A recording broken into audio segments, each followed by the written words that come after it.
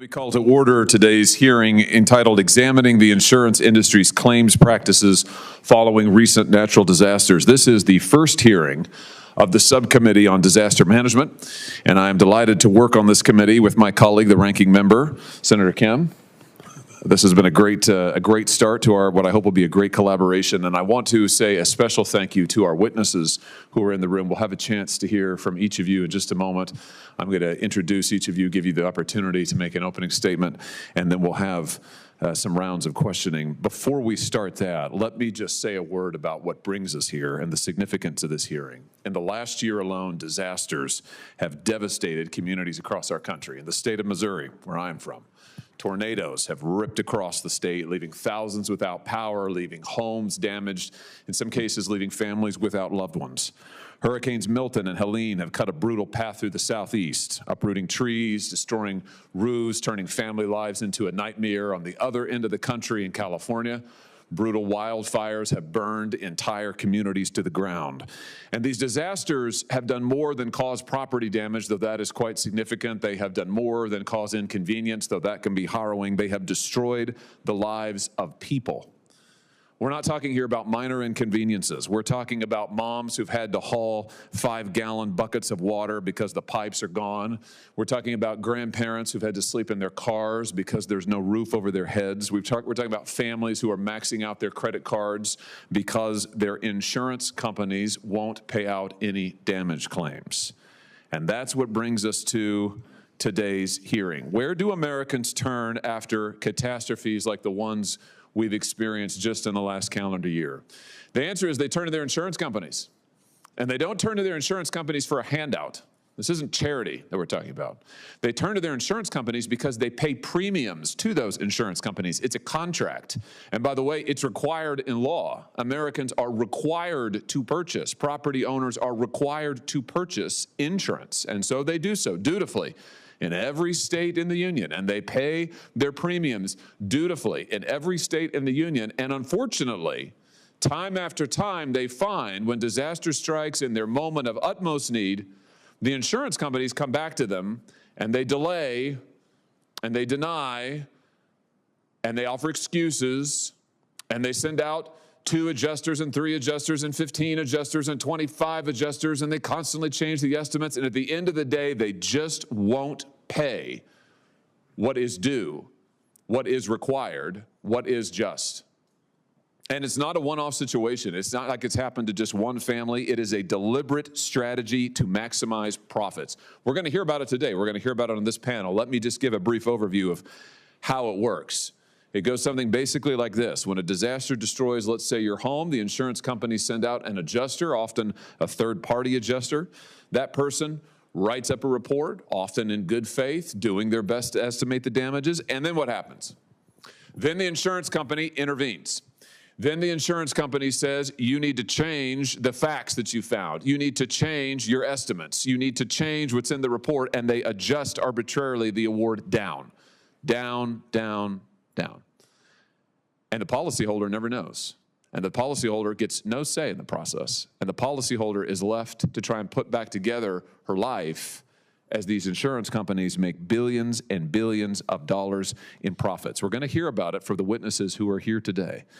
And I will just say that even before today's hearing, committee staff, my staff, working with Senator Kim, has done a thorough investigation that we will continue. We will be submitting into the record evidence today that we have gathered that will corroborate the testimony that you are about to hear.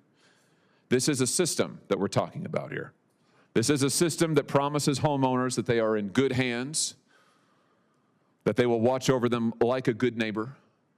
And after billions and billions of dollars in premiums are collected and pocketed by these insurance companies, the people who are left holding the bag are the policyholders, American citizens, at their moment of maximum despair.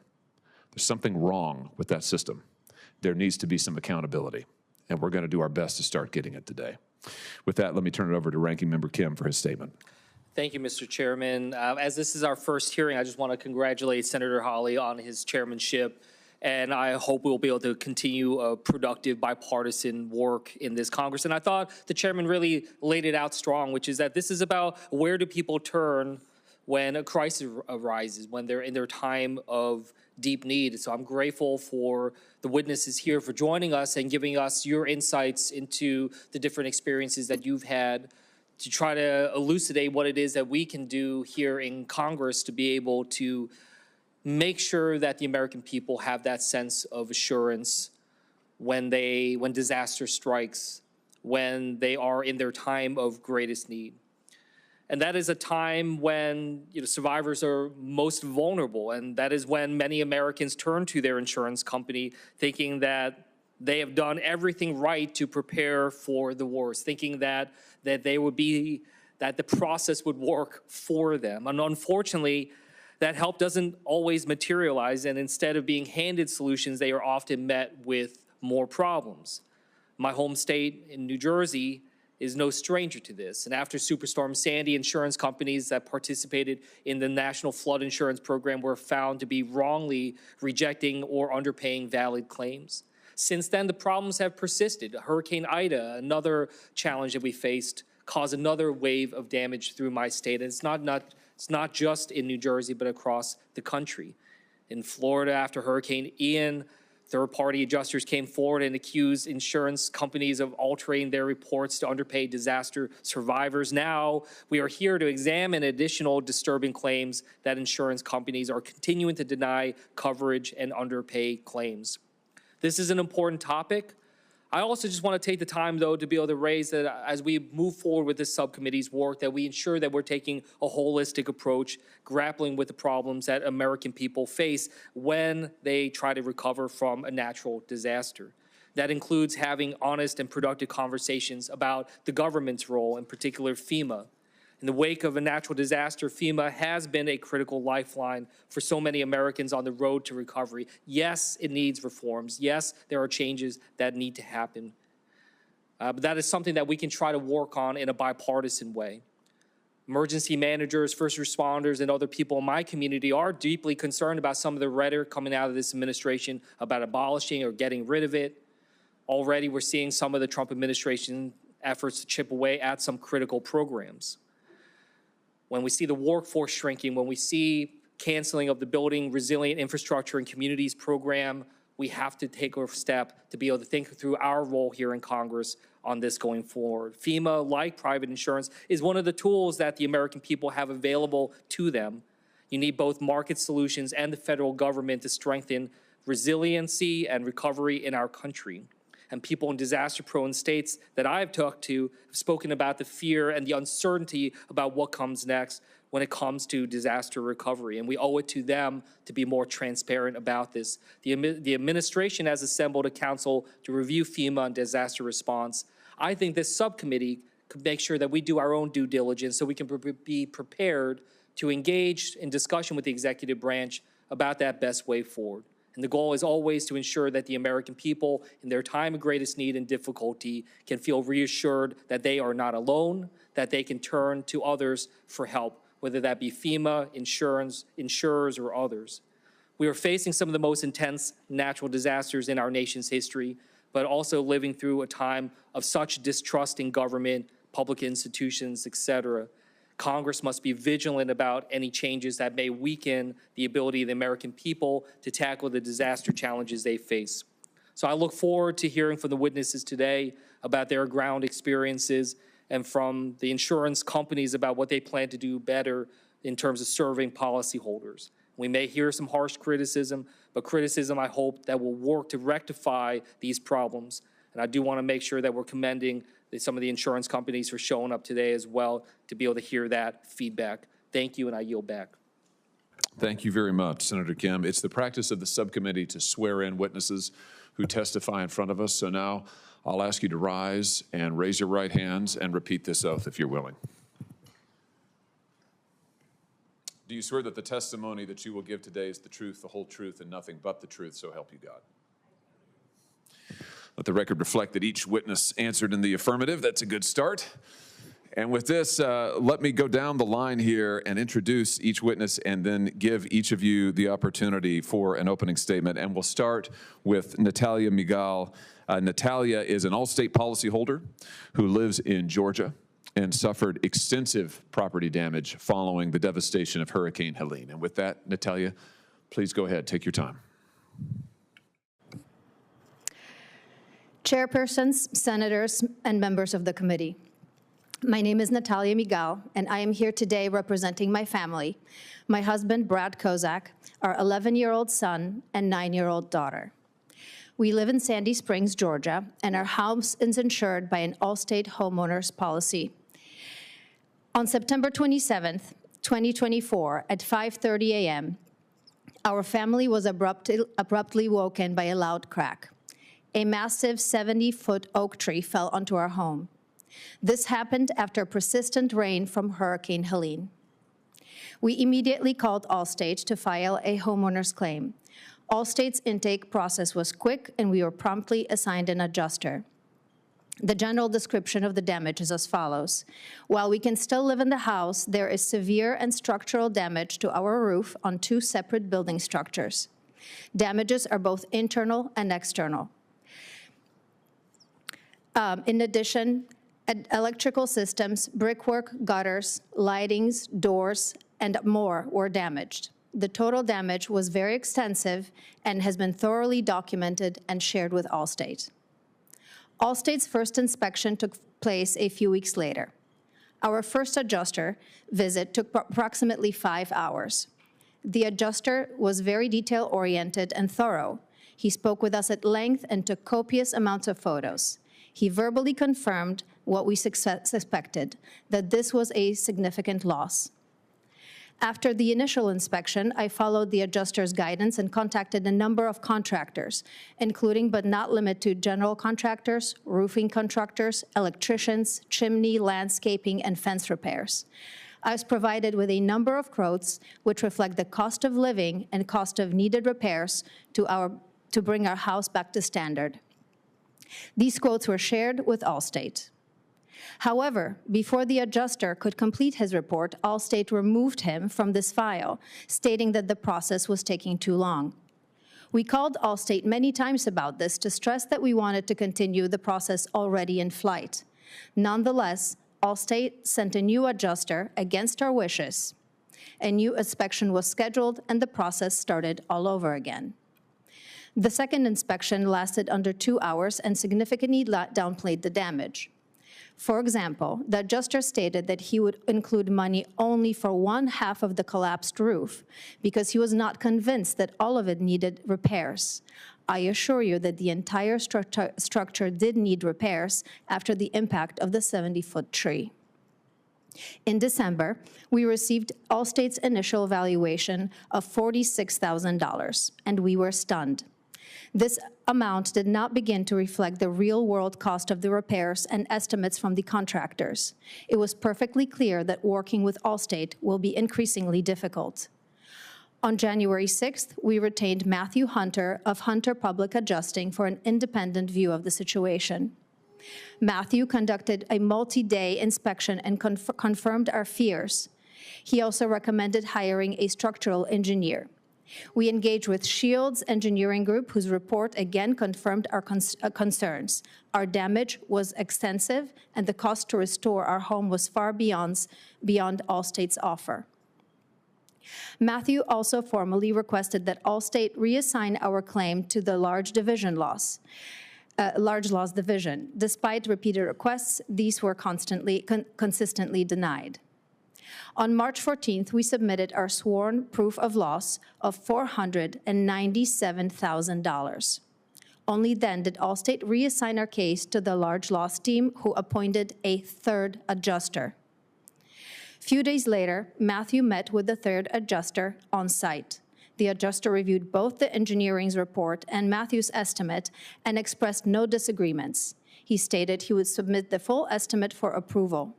However, the final estimate came back from Allstate at just under $100,000.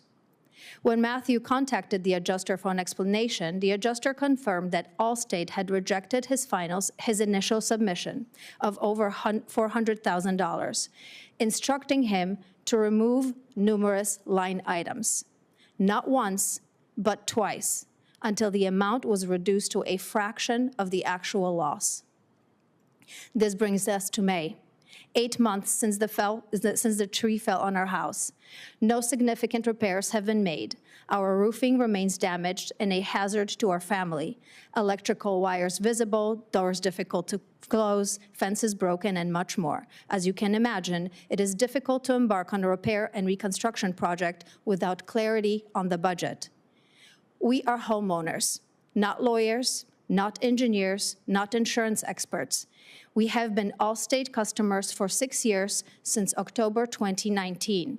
During that time, we have paid our bills on time and in full. But when we needed Allstate the most, they failed us. This is no longer about just a roof. It's about the failure of a system that leaves families vulnerable after catastrophic events. We respectfully call on this body for oversight to ensure that insurers are held accountable when they act in bad faith, delay resolution, or make it financially impossible for families to restore their homes and their lives. Thank you for your time, your service, and hearing our story today. Thank you very much, Ms. Miguel. Our next witness is Mr. Nick Schroeder. Mr. Schroeder is an adjuster who works for Allstate through pilot catastrophe. He was the first adjuster to inspect Ms. Miguel's home, and he's sitting just to her left. Mr. Schroeder, go ahead. Thank you, Senator. Can you hear me?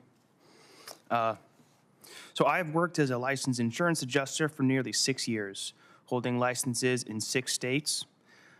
During this time, I've inspected property damage and prepared repair estimates on behalf of over 17 insurance carriers, including Allstate and State Farm. While handling claims for Allstate following Hurricane Helene, I was assigned to investigate a property damage claim submitted by Mrs. Natalia Miguel.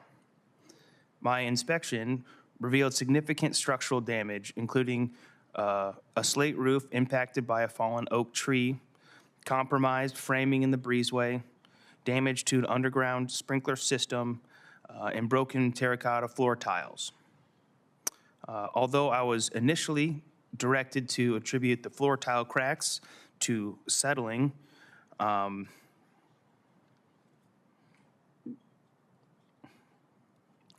sorry, I lost my spot here. 1 second here. Okay, I was initially directed to attribute the floor tile cracks to settling and to recommend a repair rather than a replacement of that breezeway roof. I concluded that a full replacement was necessary due to split rafters and a cracked concrete underlayment.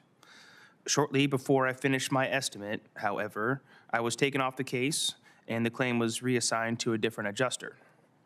In general, my experience handling Allstate claims was marked by repeated frustration. My estimates were frequently rejected or returned with requests or modifications that often reduced coverage. These changes typically involved reclassifying line items to minimize costs, such as coding a job for an electrician to a roofer when other roof work is present, as in replacing an electrically powered roof vent. This recoding would then prevent the estimating software from prompting a labor minimum charge for an electrician to safely disconnect and reconnect the hardwired vent. But more commonly, these changes were to simply exclude hail-damaged shingles due to wear and tear. In one case involving policyholders Suzanne and Dennis Carter, I was instructed to deny shingle damage as wear and tear, despite visible hail impact marks of consistent size and shape as nearby dented roofing metal. Although I provided a hail report confirming activity near the property on the reported date of loss, the claim was reassigned after I refused to amend the estimate to exclude the hail damage. In another case involving Nicolette Little, I was able to finalize an estimate only after arranging for my team lead to personally review and approve it. At one point, an Allstate staff adjuster who was assigned to assist me in getting claims approved advised me to remove coverage for the wind-damaged shingles based on a misunderstanding of standard damage indicators. He claimed a creased shingle was not wind damaged because it was not torn. However, industry standard indicators of wind damage recognized across all carriers I've ever worked for include torn shingles, blown off tabs, and shingle creasing, making this directive contrary to basic industry training. In my professional opinion, the claims handling process I observed from Allstate prioritized minimizing payouts, often at the expense of accurately addressing documented storm damage. Thank you very much, Mr. Schroeder. Our next witness is Mr. Cliff Millikan. Mr. Millikan is an adjuster who works for Allstate through Pilot Catastrophe. He has a connection to Ms. Miguel as well. He was sent out to conduct a re-inspection of Ms. Miguel's home. Mr. Millikan, the floor is yours. I've worked as a claims adjuster for Pilot Catastrophe since 2014. By 2016, I transitioned to a full-time adjusting, working primarily for Allstate, and have been deployed consistently for over 8 years. Since 2020, I've observed significant changes in Allstate's claim handling that, in my view, undermine the interest of policyholders and erode trust in the insurance industry. First, Allstate has increasingly relied on third-party non-licensed inspectors, or so-called picture takers, instead of licensed adjusters to inspect damaged properties. These individuals are not trained nor licensed adjusters. They merely take random pictures and upload them to a portal where an often inexperienced inside adjuster grabs the photo package, reviews, and attempts to write an estimate. The estimate is then sent to a reviewer who then determines coverage and often mandates revisions. This is without transparency, as the reviewer's name does not go on the estimate. This process confuses policyholders who mistake the picture takers for adjusters, and then the policyholder never has an in-person experience with the adjuster who actually submits the approved estimate. This process also increases the likelihood of missing damage, which is often to Allstate's benefit. Field adjusters like me are in the best position to address the damage to a property. We are licensed, and we are the ones who physically inspect the property in person, and we have training to assess damage appropriately. After we, as the adjuster, inspect a property, we write an estimate which explains the observed damage and estimates the minimal cost of repair. Second, Allstate has stripped all field adjusters, regardless of experience, of decision-making authority. Adjusters now act just as glorified picture takers, submitting our work to the reviewer who approves or denies the estimate and dictates revisions. In the overwhelming majority of cases, Allstate reviewers who have never been to the loss instruct the adjuster to alter and delete factual and causal findings in our estimate. Frequently, these alterations and deletions are simply false. Reviewers at times force adjusters to use material not of like kind and quality, and not to consider engineer reports because they weren't ordered by Allstate, and to issue denial letters that the adjuster must sign even when the adjuster disagrees with the decision and believes it to be false. There is no option for a discussion. It's the reviewer's decision, and that's final. If an adjuster resists, the claim is reassigned to someone who will comply. In most cases, the alterations and deletions drive the estimate down, meaning the insureds receive less money than required to indemnify them for the loss. As adjusters, we pride ourselves in having integrity, so when forced to do things that we do not agree with, we feel obligated to express that with the insured. When I've explained this to policyholders that I didn't make the decision, I was reprimanded and told this is not permitted. In one case, I was sent out as a supplemental field adjuster to look at the property for Miss Natalia Miguel and her husband. While on site with the public adjuster, I reviewed the engineering report that was provided by the public adjuster, a brick expert report, again provided by the public adjuster, and discussed the inspection results with the public adjuster. And while on site, I agreed with the PA that the estimate over $400,000 appeared to represent the covered damages. I then reviewed all the information and drafted an estimate that considered the recommendations laid out by that engineer that would have attempted to bring the Miguels back to the pre-loss condition using the most cost-effective option. My estimate totaled nearly $200,000. I felt I had figured a method of using chimney brick to make spot repairs and replace the full chimney with a similar product, saving Allstate from replacing all the brick on the entire home. I then submitted my estimate to the reviewer, who instructed me to make changes to my estimate. After doing so, I submitted a revised approved estimate for $100,000 or thereabout. I believe some of these alterations were wrong because they contradicted the engineering report and the brick expert report without getting a second opinion from another engineer. These new practices are wrong, and the people most affected by them are the ones who lack the resources to fight back, like the poor and the elderly. Allstate is even making it so difficult for those who do hire experienced contractors, public adjusters, or attorneys to represent them that many merely lose interest and quit because the time involved is not worth the compensation and the effort. The tactic seems to be working as designed. As an adjuster, I'm ethically obligated to write accurate estimates that fully account for all covered damage, regardless of a policyholder's demeanor or tenure. Insurance contracts are built on trust, promising ethical and fair claims handling. These new current practices risk violating that trust, leaving policyholders underserved. I urge this committee to investigate these practices to ensure that the insurance industry upholds its duty to protect policyholders. Transparency in claims decisions, accountability for reviewers, and restoring the adjuster's authority could help rebuild trust and fairness. Thank you for addressing this issue. Thank you very much, Mr. Millikan. Our next witness is Mr. Doug Quinn. Mr. Quinn is the Executive Director of the American Policyholder Association, which is a nonprofit that tracks and reports fraud committed by insurers against their policyholders. Mr. Quinn, it's good to have you. The floor is yours.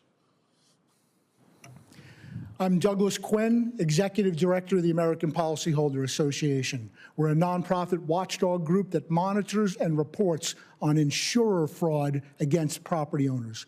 The APA formed after Superstorm Sandy. My home was flooded, I was at my weakest moment, and instead of helping me, my insurer hired U.S. Forensics, an engineering firm who created a report that an independent engineer determined was false. My insurer denied coverage for the worst damage to my home.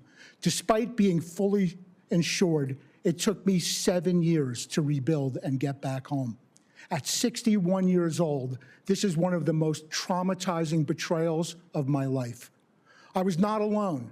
And the Sandy engineering fraud scandal, CBS News, 60 Minutes, and PBS Frontline all reported on policyholders wrongfully denied nearly $500 million in claims. When asked if he participated in fraud, an insurer's claims executive pled the Fifth Amendment. Thousands of families paid for insurance as a safety net only to be betrayed on their claims. For many, it was the end of the American dream as they lost their homes. This wasn't the first time insurers defrauded policyholders, and it won't be the last. The APA routinely receives reports of insurer fraud. Often, the insurer will hire an engineering firm to inspect the property and write a report, which will then be manipulated to reach a predetermined outcome. Insurers are shielded by plausible deniability that the engineers commit the fraud, but the insurers are the ones driving it. They continue to use U.S. forensics and other fraudsters. Insurers play the same shell game with adjusters.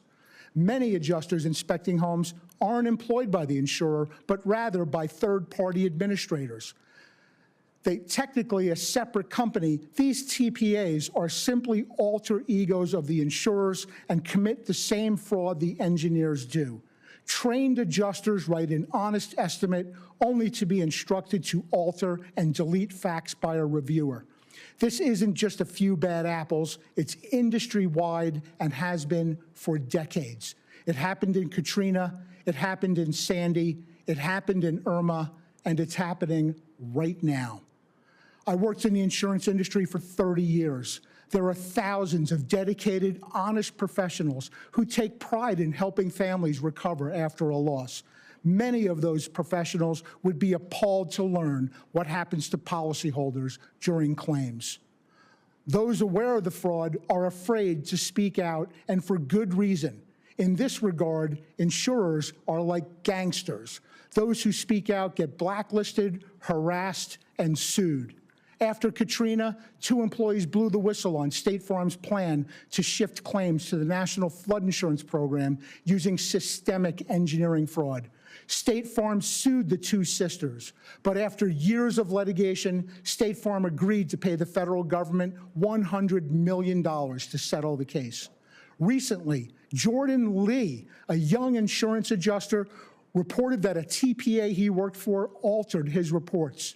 The insurer that hired the TPA, Heritage Insurance, is now suing Jordan for defamation, even though he did not accuse Heritage of changing the reports, but rather the TPA they employed. However, Florida regulators recently hit Heritage with a historic $1 million fine for multiple violations in handling of insurance claims. Jordan's a kid. He doesn't have any money. Most people believe that they're suing Jordan not for money, but rather to silence he and other whistleblowers. Many assert that the insurance industry's playbook is break the law and ruin the whistleblower. I routinely speak to insurance insiders who are terrified of retaliation. If it wasn't for whistleblowers like Jordan Lee, journalists like the Washington Post's Brianna Sachs, and honest plaintiffs' attorneys like Stephen Bush, we would never even hear about the fraud. In fact, all too often, we don't. Insurers are committing fraud and ruining the lives of the very people who pay them for protection. Premiums are skyrocketing, but Americans receive less in claims. The American consumer is being squeezed. The fraud is about more than money. Americans buy insurance for protection in their weakest moments, when their homes are wind damaged or burned and they're scrambling to find housing for their family and schools for their children. The last thing survivors need is a war with their insurance company. The stress destroys marriages and spoils childhoods. The fraud also affects the federal government. When their insurer denies valid claims, homeowners are forced to rely on FEMA and federal aid. The American taxpayer is now subsidizing the fraud. This would not be possible if insurer fraudsters were held accountable for their actions, but states have proven incapable of doing so. The APA has given gift-wrapped fraud cases to state authorities only to have them languish without results. It's time for federal enforcement. It's time for federal prosecutions. It's time for these criminal organizations to be brought to justice. To this panel, I say, the American public needs you. Thank you. Thank you very much, Mr. Quinn. Our final witness is Mr. Jacob Vertel. Mr. Vertel is a husband, a father, and a State Farm policyholder. He resides in North Carolina. He and his family suffered devastating damage to their home after a tornado, and he's here to testify to that effect. Mr. Vertel, the floor is yours. Thank you. Early on the morning of September 27th, my family was awoken by a tree crashing through our roof. My wife and in-laws, who were in town visiting at the time, rushed into our toddler's room to make sure he was unharmed. The storm was still raging, so we moved my pregnant wife and child to the floor next to our kitchen island in our single-story ranch home, where we felt it was safest. Before we lost power, I was able to file a claim with State Farm. At that moment, I didn't realize just how severe the storm was. I was simply focused on figuring out where my family would stay that evening. While on the call, we abruptly lost power and cell service. For the next several hours, we sought cover as a total of 4 trees fell on our home and water poured through half the house. Once the storm subsided, all 5 of us camped together for 3 days in what we assumed to be the safest section of the home. With my wife's pregnancy being high risk, it was critical that she had access to medical care, and our 2-year-old son needed a safe environment. The moment I could, I evacuated my family to my in-laws' home in Ohio. With them safe, I returned to North Carolina to begin the insurance process and to find a place for us to stay once water was restored to the area. Our first inspection with State Farm was on October 7th, 10 days after Hurricane Helene. The inspection seemed to go well enough. While on site, I spoke to the inspector about the ample additional living expense coverage included in our policy. You can imagine my dismay when I received a voicemail the next day walking back the information he shared, instead stating that our home was being considered habitable by State Farm. A home where I watched water pour through the outlets, where the sky is visible from our 2-year-old's bedroom, our nursery to be, our living room, and our bathroom. At that time, cell service in Asheville was still limited, so my wife from Ohio was trying to speak with State Farm. The few times I managed to get on the phone with her, she gave me agonizing updates about the undue stress being put on her, as the basic commitments of our policy were already being aggressively denied. It became clear we needed support and did not have the capacity to take this on ourselves, so we hired a public adjuster. Not long after, our decision to hire a public adjuster was reaffirmed when we received our first estimate of the damage from State Farm. The sum we were to receive would not even cover fixing the roof, let alone repairing our entire home. From there, we watched as our case was handled with little communication from State Farm. Emails went unanswered for weeks at a time. We were told that State Farm had issued a payment on our claim on October 24th. That check did not show up. 1 month after the storm, I moved my family back to Asheville into a rental at our own expense. From this new home base, we spent months driving across town trying to protect our house from further damage. Draining tarps, resecuring them, setting rodent traps, doing all we could to prevent the pipes from bursting. Covered only by tarps, our home struggled to retain heat during the mountain winter. During this period, Buncombe County placed a placard on our home stating that the property was not safe to occupy or enter. After 3 months of no movement, we were hopeful things would finally start progressing when State Farm assigned a new adjuster to our case. The damage payment that was supposedly issued in October was reissued in December. However, we quickly lost hope again when it became evident that we were starting over from scratch, having to provide all claim information again. It was as if all information from the previous 3 months was lost. All the while, State Farm communication remained scarce. Re-inspections were discussed, then no one would show up. And the little communication we did receive, it became clear that this new adjuster was not qualified to speak on general home construction and repair. We repeatedly reaffirmed the need for critical repairs, only to be met with the adjuster's opinion of, "I don't think that is necessary."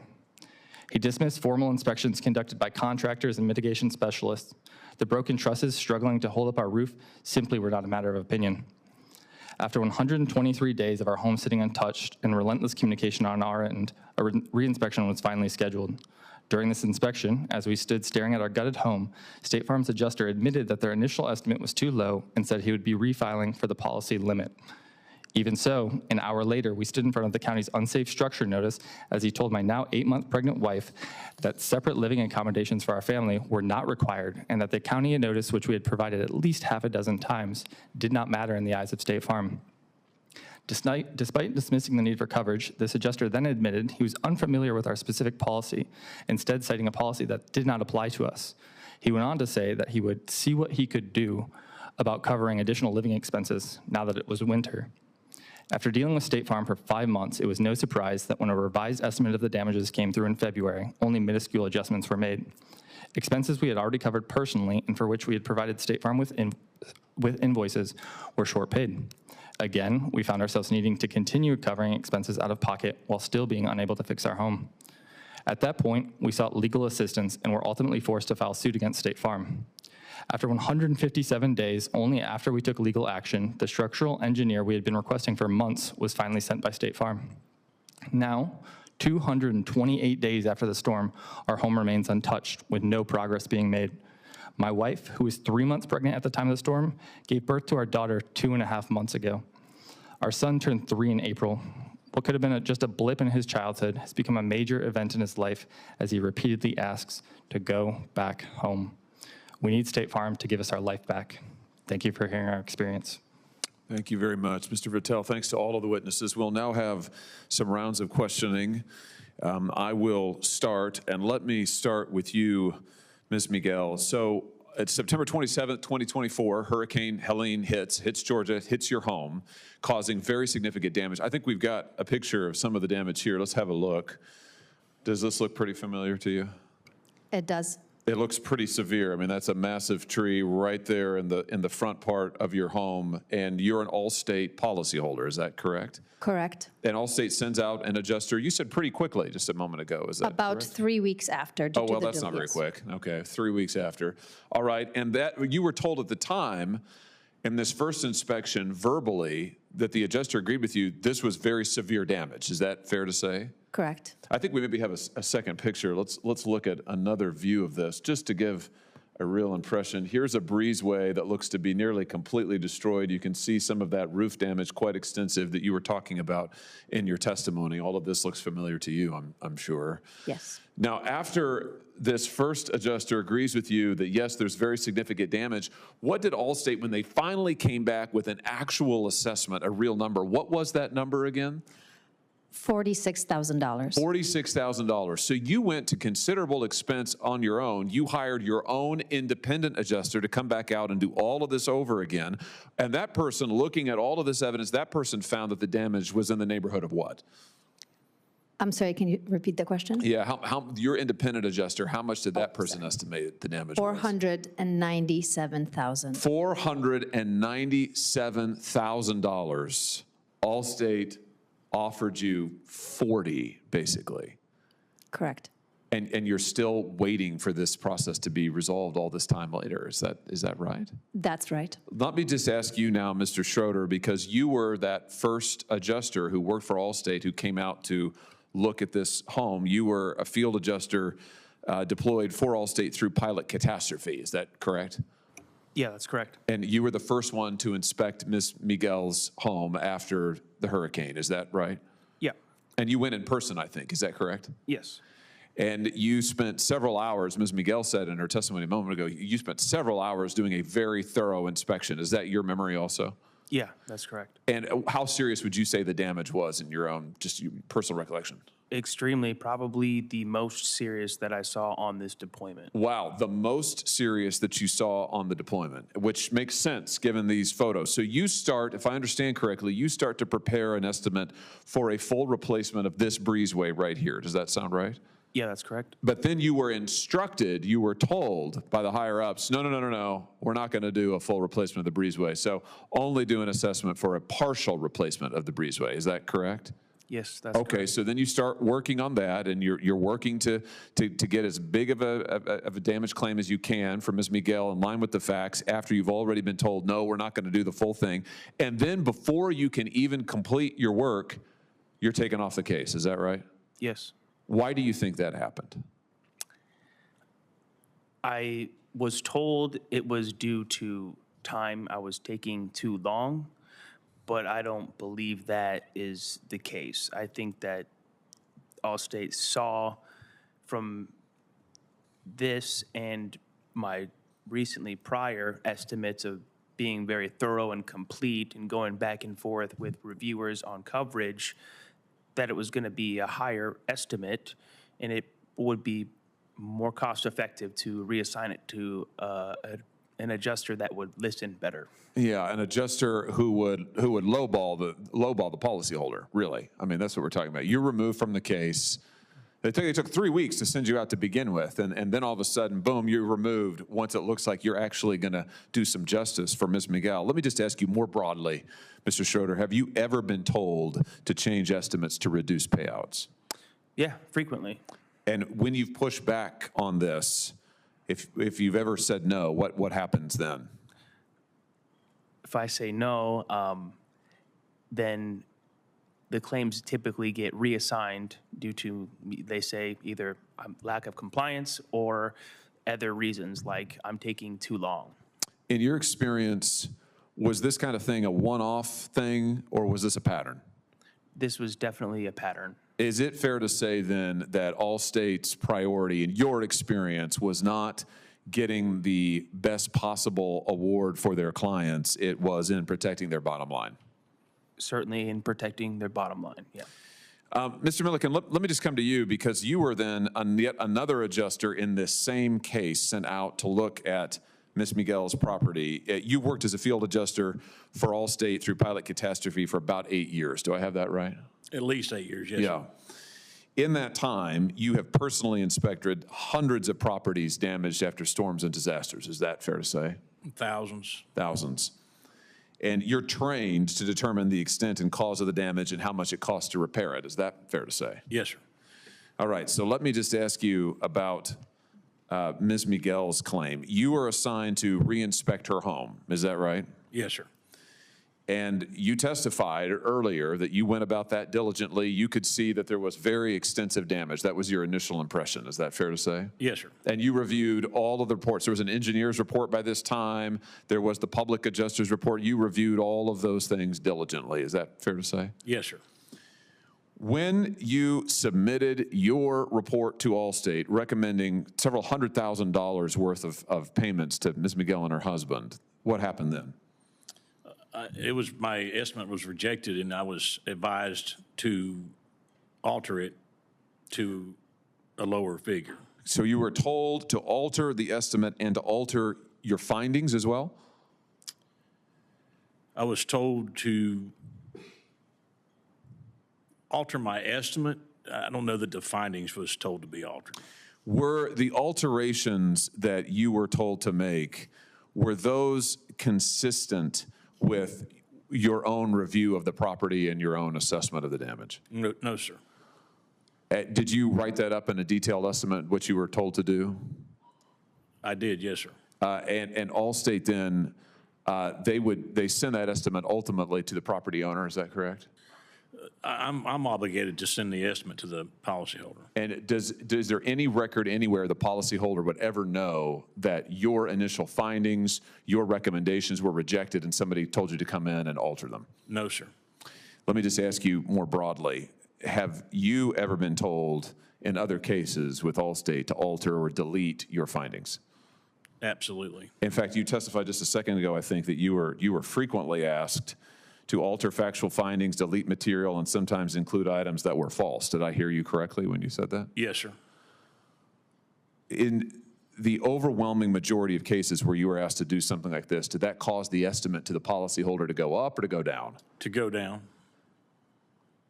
What is your assessment of what Allstate's ultimate goal here is? Is it to pay out the policy according to the terms of the policy to the best extent they can, or is it to protect their bottom line and to use you and your report as necessary to meet that end, to make sure they make as much money as possible? 100% to use me to enable them to make as much money as possible. And you would say that this is a pattern. This isn't just something that happened one time like in Ms. Miguel's case. You've been doing this for a long time, and you've observed this to be a pattern with Allstate and in the industry. I have, yes, sir. Thank you for your testimony. Senator Kim. Yeah, thank you, Chair. I'd like to just pick up right where we're at, actually. Mr. Schroeder, Mr. Millikan, you both refer to an ethical obligation with your work. Can you explain to me and to those that aren't doing that work, what do you mean by that? Is there a code of conduct, a code of ethics that you have to abide by for your license? Mr. Schroeder? To do an estimate that is true to, what is honest and true, my evaluation to be honest and true. That's what I commit to do. Yeah. Mr. Millikan? Yes, sir. It's our ethical obligation is to take the damage that we identify, apply it to the policy, and indemnify the insured for the full value of what we have found to be damaged. And so with that ethical obligation, you're now coming across people that you're engaged with in the insurance companies that are telling you to change your estimate. Can you give a little bit more detail? Who is it that you're interacting with? Who are the people? What are their credentials in terms of being able to tell you or assess whether or not they think you're right or wrong? Mr. Millikan? So there's a team of reviewers, and I don't have access or know their experience or background. Their label, I believe, is a vendor oversight team or team member or training member, but I think I kind of got sidetracked on your question. No worries. But it sounds like they're not necessarily abiding by that same or have that same obligation when it comes to ethics in terms of the code of conduct. They're not adjusters in the same way that you are?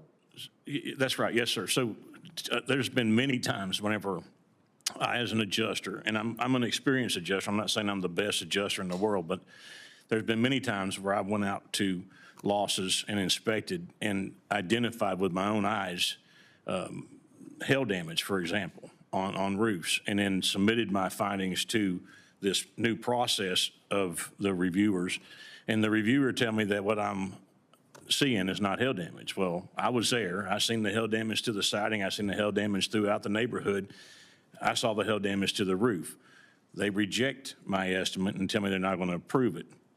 So But you're not necessarily certain what expertise they have to be able to make that assessment, given that you were the one that was on the ground. I can't imagine they have any more expertise than I do. No, sir. Yeah. When you're being told, I mean, Mr. Schroeder, you were talking about how they were telling you it's taking too long, and that's why you were removed from this particular case. But correct me if I'm wrong, but it sounds like if they remove you, they'd have to basically start from scratch all over again. Isn't that right? Wouldn't that seem to take a little bit more time too? Yeah, that's correct, and that's exactly what happens. I actually had contacted Mrs. Miguel just to see, out of my own curiosity, and to check in a month after I had been removed, and she had not received an estimate yet for those repairs. So I don't think that was, accurate in why I was removed from the case. And in fact, it's not just about the work that affects with you, Mr. Schroeder, but Ms. Miguel. I keep hearing from people that feel like these delays are intentional, that it's meant to try to discourage the consumers, the policyholders from continuing on. Did you feel that way with how you were treated and just how the lack of response and some of the delays were? Yes, absolutely. Mr. Vertel, you were also talking about just significant delays and lack of communication. Did you feel at times that this was intentional? Absolutely. I feel it's a battle of attrition at this point. Mr. Millikan, kind of back to you. When you're being told to change and adjust, do you feel pressure or did you feel fear that if you don't make changes that maybe you won't get future work from that insurance company before? Yes, sir. I do have that fear. I've had that fear, but I'm also a pretty stubborn person, so it's difficult for me to tell someone something that's not true. So I've battled that quite extensively. Mr. Schroeder, it seemed like you were kind of nodding your head as well. Do you feel that there have been times where you felt fear that, hey, look, if I don't make these adjustments, you might be taken off that case or prevented or not given additional work by that company in the future? Yeah, I certainly feel that way, and I think that's happened on this last deployment.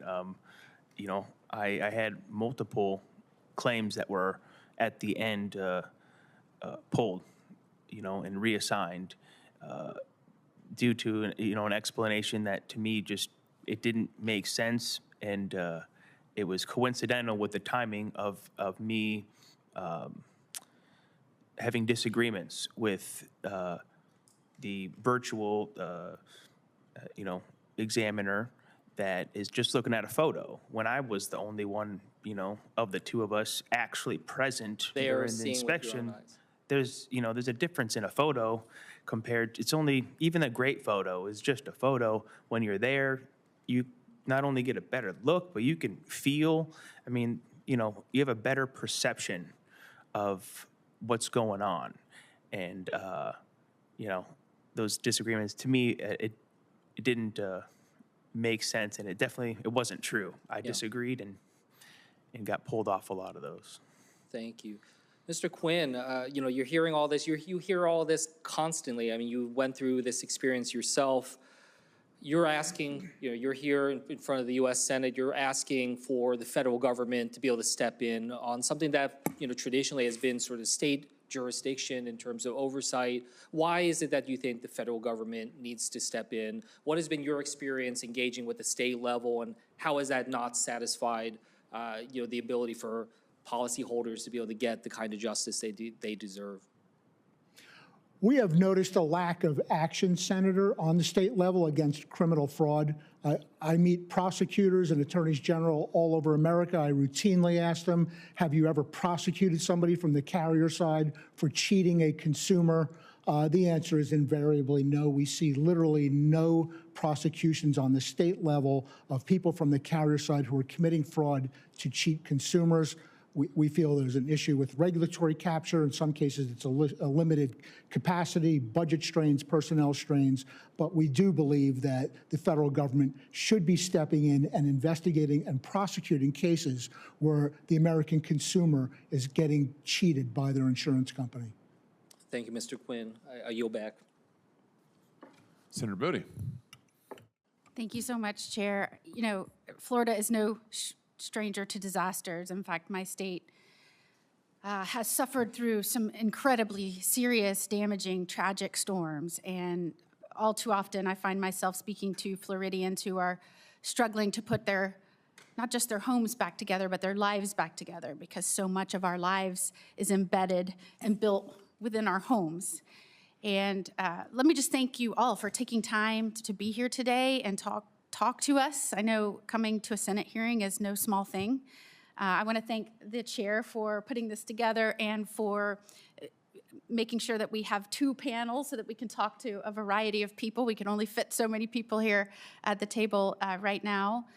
I think making sure that we are paying attention to the public discourse right now in terms of challenges in recovery and even some public stories about what is being found underneath insurance companies and claims and helping people recover. And I think the worst thing we could do right now is to not have a hearing like this, to address what is being said in the broader conversation in America, especially in states where we have suffered storms and people are still right now trying to recover. Obviously, as an Attorney General, I even had to sue representative of FEMA after the last storm. And so we know that we can't just leave everything to happen and trust that everybody is going to play according to the rules without some sort of oversight. And so I think it is important that you are here today to share your stories. And I also think it's important for our colleagues and for this subcommittee to learn more about what is going on. Just as we would expect insurance companies to do the right thing and live up to the policies that they have offered and certainly have collected money and payment on, we know that is in every industry. We have those that are good faith players and we have those that may seek to do harm or take advantage of a tragic situation. And I wanted to ask you, Ms. Miguel, I know that you have specifically had a bad experience, and I wondered, I think you mentioned you had the one adjuster come out and then another adjuster come out. Did anyone from Allstate ever call you and walk through the specifics of why something may be covered by your policy or not covered by your policy, or was it just an adjuster coming out and communicating with you? No, no one called me to walk me through the details of the policy and how that would be applied. I was called mostly regarding scheduling matters and the adjusters. So even after the multiple estimates, as they gave you lower estimates than you had received, no one called to tell you line by line why something may or may not have been covered? That is correct. And Mr. Schroeder, I'll ask you first, when you submitted your estimate, when you had discussions, did anyone go with you line by line why something might not be worth what you estimated or might not be covered by the policy? Are you asking when I submit an estimate to the reviewers, do they go through? If there's something they disagree with, they would say to remove it. There's typically not an explanation for why, and when there is, more often than not, it's not what I would say legitimate, not according to the policy. It's, that hail damage isn't hail damage, take it off. Or that is wear and tear and not hail damage, take it off. Those are the answers I would get. But no, they wouldn't go through my entire estimate line by line with me. No. And Ms. Miguel, I'm going to come back to you for a moment. When you didn't receive right away the money you needed to repair the home, were you forced to come out of pocket to repair the house? We have done relatively minor repairs so far, simply because we do not have any insight into the budget that we might have at hand. So only the most crucial repairs, and, for example, putting a tarp up on the roof to prevent further damage or rainfall has been done so far. And you had to pay for that just out of your own money that was probably taxed on your income? Yes, that's correct. And of course, engaging with external experts such as the engineer was also out of pocket. Would that have been helpful to be able to deduct from your taxes the money you had to lay out to recover for your roof with storm damage? I have not deducted those expenses from my taxes at this point. Would that have been helpful Would to that have been recover? helpful? Likely, yes. I've been exploring with colleagues, and a bipartisan approach to trying to address money that people are having to use from their own pocket. They get money from their jobs, and then they have to outlay it to stop rain from coming into their home, and then they still have to pay taxes on that money. Would that have been helpful to you and your family? Absolutely, that would have been helpful. And I don't want to go over time, but Mr. Quinn, I would like to follow up with you. I know that you've been so focused on this, and I know a lot of your energy and time and talent has been focused on this issue. Do you believe it would be helpful? And I know many states are set up and structured different ways, right? One agency may have statutory authority to investigate these matters, where another agency wouldn't. And so if that one isn't moving fast enough, or this one wants to complement it, sometimes that's not available, and it looks different in different states. Do you think it would be helpful to have a cross-section from different agencies being able to, within one state, task force, or even federally, a task force where the agents or the officers are specially trained in this area? Yes, ma'am, I believe that would be very helpful. Thank you, Chair. Mr. Millikan, can I just come back to you for a second? Can I just ask you, did you think that Allstate might retaliate against you for your testimony here today? Did that ever cross your mind? Yes, sir. Yes, sir. And why did you think that might happen? Well, I mean, I got a phone call from Pilot Management indicating that they were aware of it, and then got word from people in the office that I was going to be on a cutoff list, which has not happened in probably 6 years. Okay, so wait a minute. I just want to make sure that I got this right, and I want to be sure everybody in the room understands it. You're telling me that after you agreed to testify here today, you got word that you were on a blacklist, essentially, from Allstate, and that you were going to be penalized in some way? I've been told, yes, sir, I've been told that I'm going to be worked out of the storm in Georgia, which is 100%. I mean, it's cutting me off. It's eliminating me, guaranteed. So they're retaliating against you. It sounds like they've already set it in motion. Is Yes, what you're sir. telling me. That's what you've heard. Because you testified as to what happened. Yeah, because I was going to testify, yes, sir. Yeah, even before you got here today, they were doing this. I mean, that is really unbelievable. Absolutely unbelievable. Why do you think why would they do that? Because they don't want the truth to be known? I mean, what are they so afraid of in your testimony? I honestly couldn't tell you. I thought that by telling the truth, I wouldn't have any problem. Swear to goodness, I had no idea that the company I work for would hold a grudge about speaking the truth. And I just want to underline what you've said today, and you too, Mr. Schroeder, because I want to be sure people get it. What you've testified to is not only did Allstate not do right by Ms. Miguel, not only did they tell both of you to alter your evaluations, they told you to alter your findings, they pushed down the estimate lower and lower and lower, but you both have testified today that you saw this happen over and over and over, that you were told, you said, Mr. Millikan, you've been told multiple times to alter factual findings, to delete information, to lower your estimate, that's happened repeatedly. It's Yes. a pattern.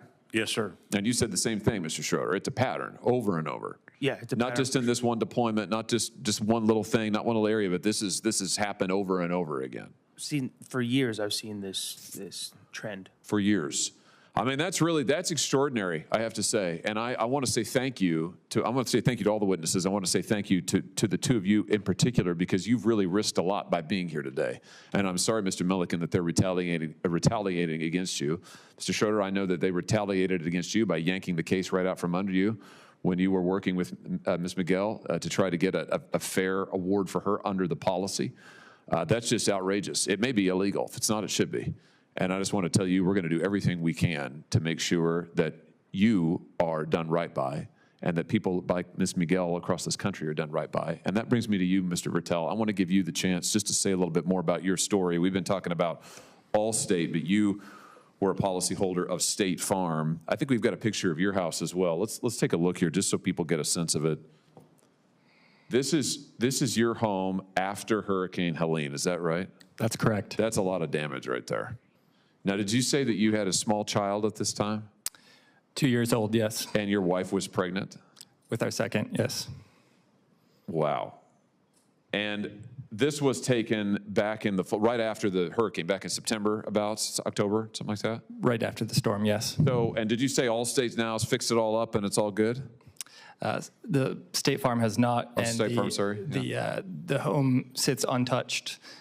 Current condition is inhabitable.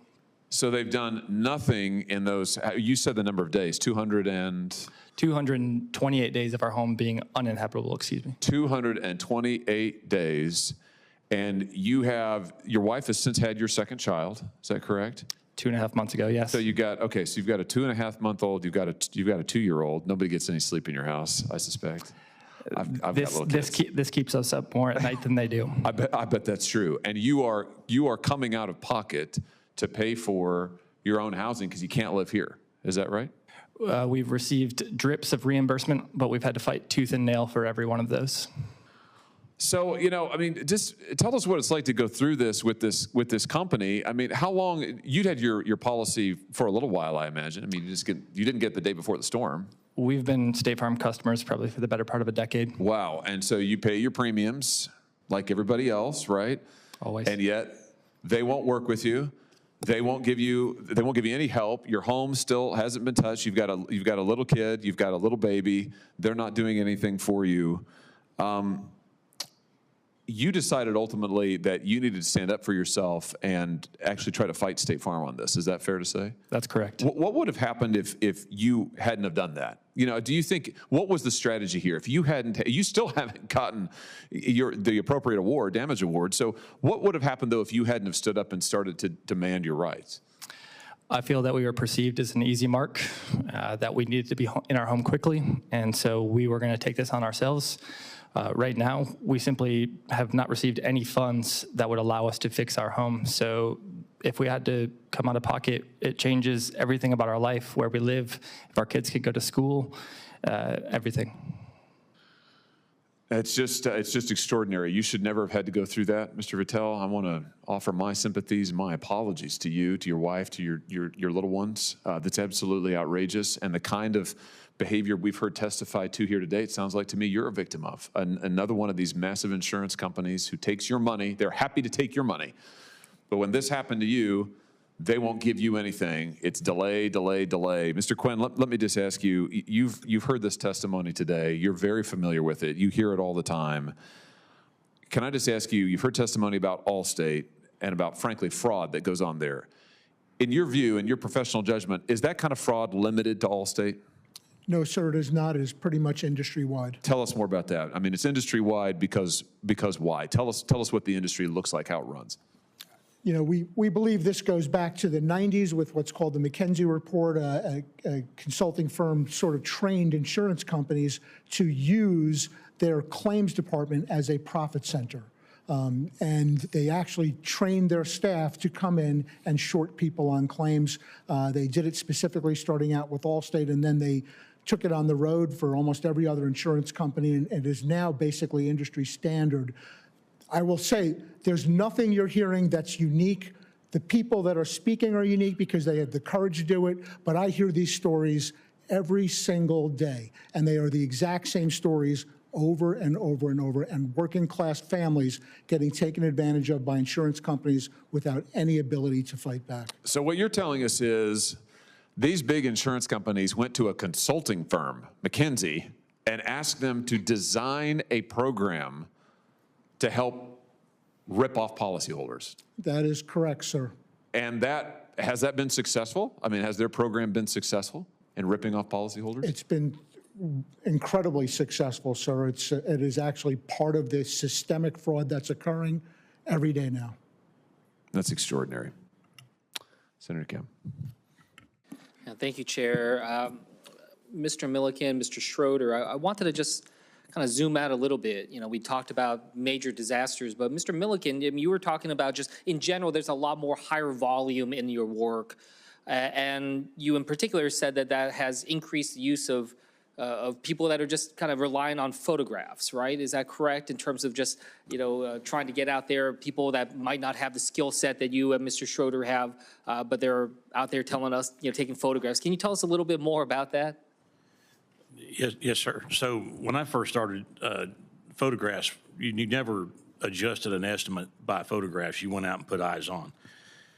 Now it's the whole process is set up on photographs. So the reviewers are reviewing pictures that I took at my inspection where I identified hail damage to a roof. And this reviewer, who's never been to this house, tells me that that's not hail. So I go back out to the house. I take more pictures with a phone and a camera. I submit these pictures, and this reviewer tells me this is not hail. I'm 100% certain this is hail, but yet this is still the process. And this isn't just one time. This is multiple times. And the same thing goes with mislabeling material. If I go out and I identify a certain material, pre-engineered flooring versus finished in place flooring, and they tell me that it's not what I say it is. Well, I mean, I know that's what it is. It's 100% factual.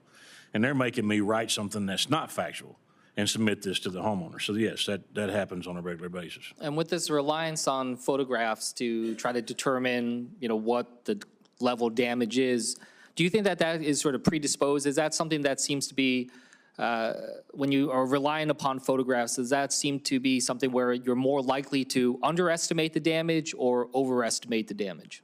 100% underestimate damage. I think that the whole process is designed to miss damage.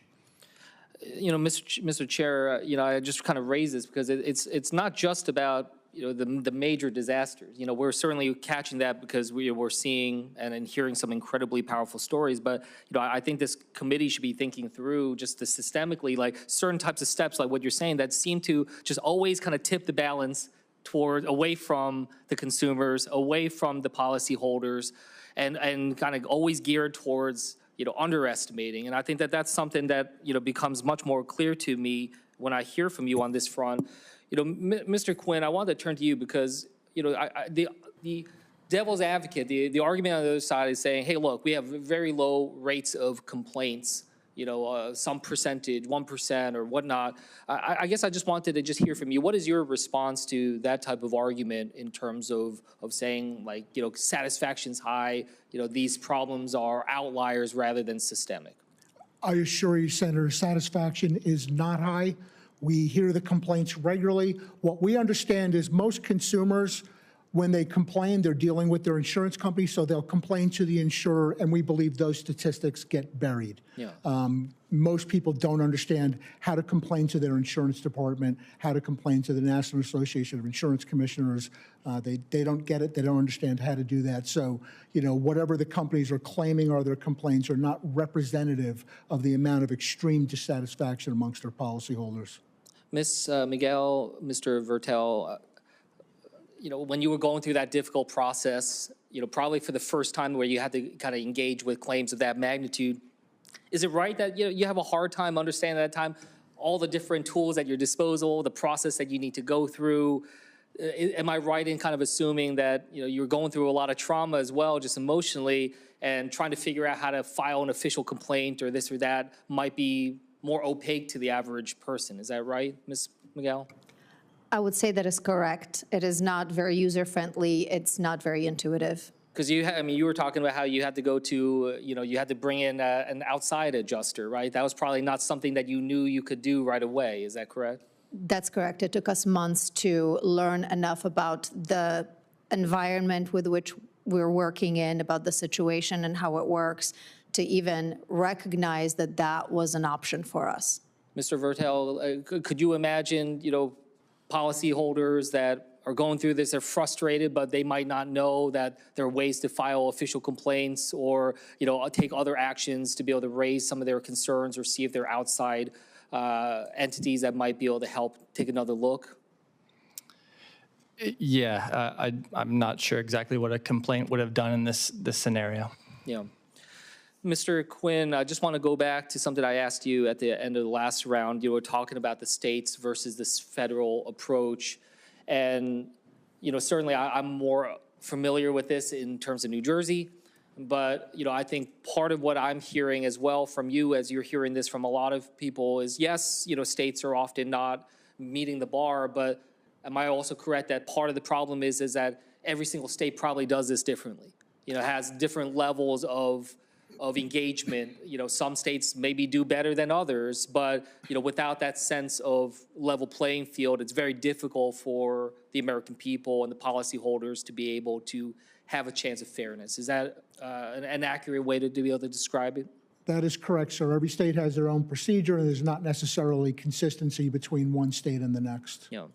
Mr. Millikan, Mr. Schroeder, Mr. Quinn earlier was saying that he felt that this was kind of across the industry. We've certainly talked about certain insurance companies here, but is that your understanding as well from your experience? Did you feel like there were some that were abiding very differently and very much focused on the consumer, or do you feel like this is a problem that you see across the industry, no matter which insurance company that you are working with? Mr. Schroeder? I would say, I work for many different insurance companies. I kind of spread myself out that way for the purpose of getting different exposure and experience. And I do see this as like a systematic, general consensus, a standard for practice amongst all insurance companies. Some, though, are better than others.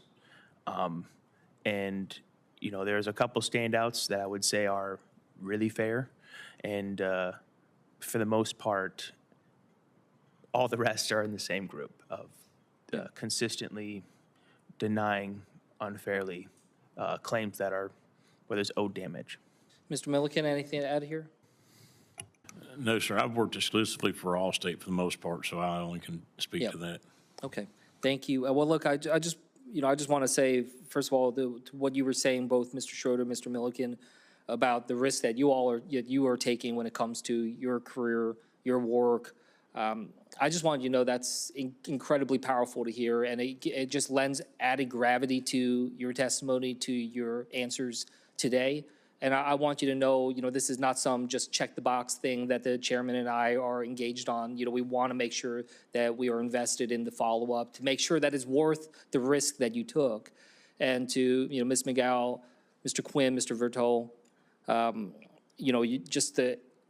just hearing about the impacts this has had on you all, your family, your kids. I just, as a father of a 7-year-old and 9-year-old, and hearing from families across New Jersey that years later still, they were saying that, you may very well agree, but people I talked to in New Jersey, they're saying like the storm was in some ways the easier part. That was, they thought that was going to be the worst of it. They didn't expect all the, and I'll exclude the words that people use, but all the other stuff that comes later. They didn't expect that would be so damn difficult.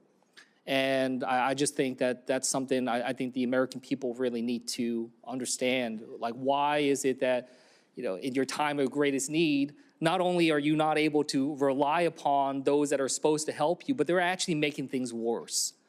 And I just think that that's something that just eats away. It just hurts so much to hear your stories, and I'm sorry for what you all have gone through. And the fact that you're sharing it, it's for the betterment, and hopefully we can save this to help fix and make it easier for other families in the future to be able to go through this. I want to thank all of the witnesses for being here today on this panel. Thank you. Thank you for your testimony. Thank you for being willing to share with us your stories, your expertise, your knowledge of this industry. I want to say again, I'm sorry for what you've had to go through, particularly you, Ms. Miguel, you, Mr. Vertel. And we'll continue to do everything we can on this committee to get the facts, and you've helped us a lot with that today. and to get some accountability. We're going to take a 5-minute break here, and the committee will stand in recess while we change the panels, and we will reconvene in about 5 minutes, subject to the call of the chair. Return to order. We now will welcome our second panel of the day. It is our practice witnesses. As I said to the first panel, it's our practice in this committee and in the subcommittee to swear our witnesses before we begin. So let me ask you to rise and raise your right hand and repeat after me if you would. Do you swear that the testimony you're about to give is the truth, the whole truth, and nothing but the truth, so help you God? Very good. And now we will hear from each of the witnesses in an opening statement. We'll start with Mr. Michael Keating. Mr. Keating is the Operations Vice President at State Farm. Mr. Keating, the floor is yours. Do that. My apologies. Chairman Hawley, Ranking Member Kim, distinguished members of the subcommittee, thank you for the invitation to appear before you today. I appreciate the subcommittee's interest in insurance claim handling, and I am grateful for the opportunity to provide insight regarding State Farm's approach to helping our policyholders after disaster strikes. But before I begin my formal statement, I do want to address the difficult situation I heard with Mr. Vertel's testimony. State Farm is made up of 66,000 employees, and we're human beings. We make mistakes. I listened to Mr. Vertel's testimony, and quite frankly, it was difficult to hear. We made mistakes in the handling of this claim. As a 30-year employee of this company, I know the actions did not reflect the values of State Farm. On behalf of State Farm, I want to sincerely apologize to Mr. and Mrs. Vertel, their family. And again, we're not satisfied with how this claim was handled, and we're going to work hard with them and are already working hard with them to get this resolved. And if I may, I'd like to acknowledge Mr. Vertel.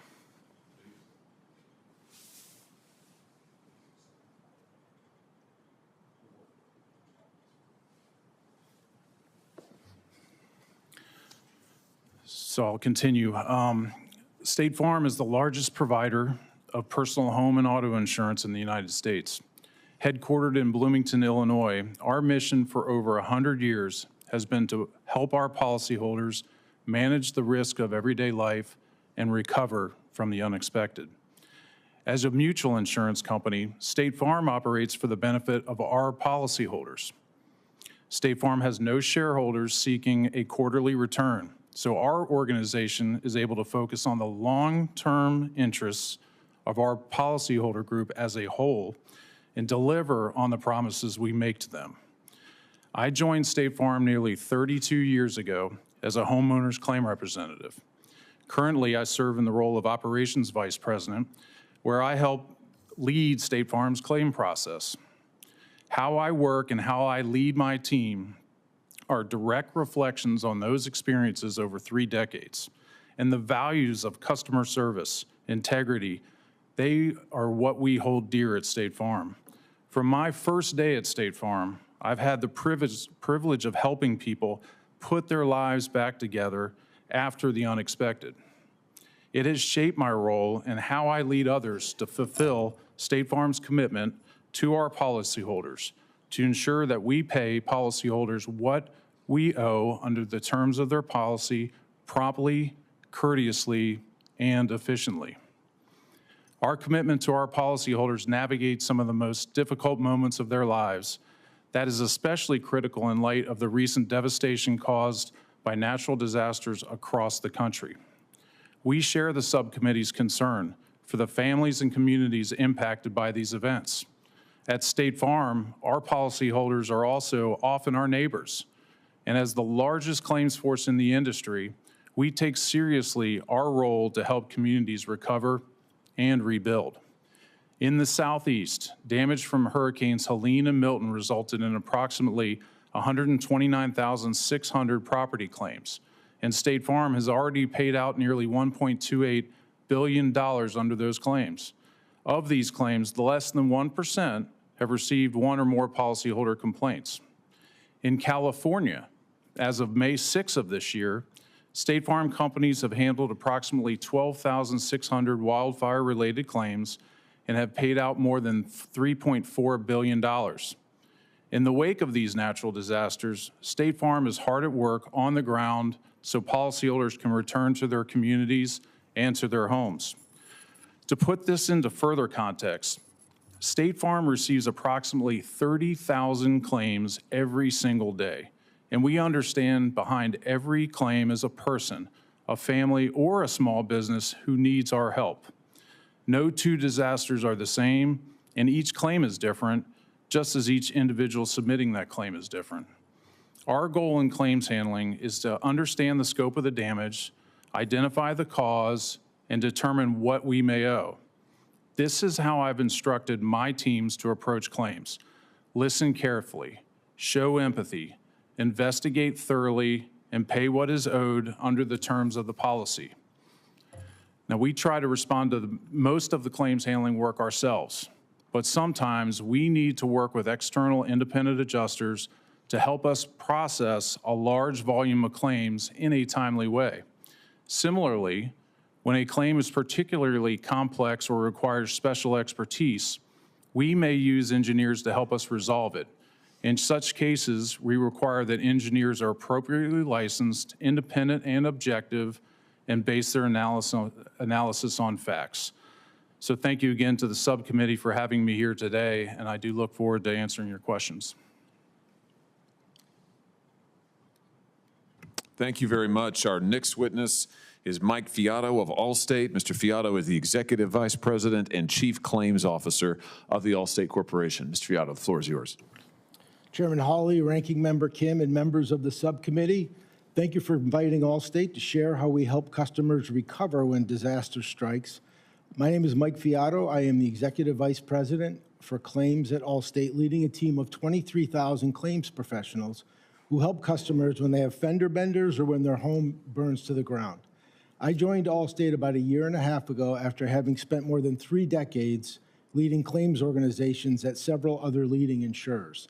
In my opinion, Allstate is among the finest in the industry and is exceptional when it comes to helping customers after natural disasters.